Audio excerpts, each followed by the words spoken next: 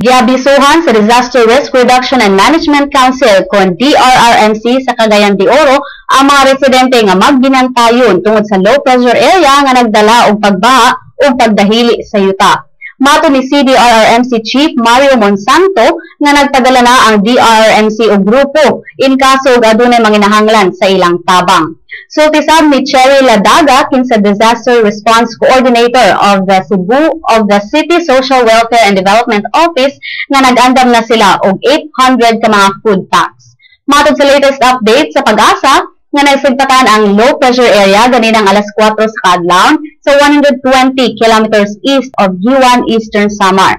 Samtang maapektuhan ang Luzon sa northeast monsoon o amihan. Sayri ang kahimtang sa panahon sa Central Visayas sa Sibia Unya ni Pag-asa Mactan Chief Oscar Tabada.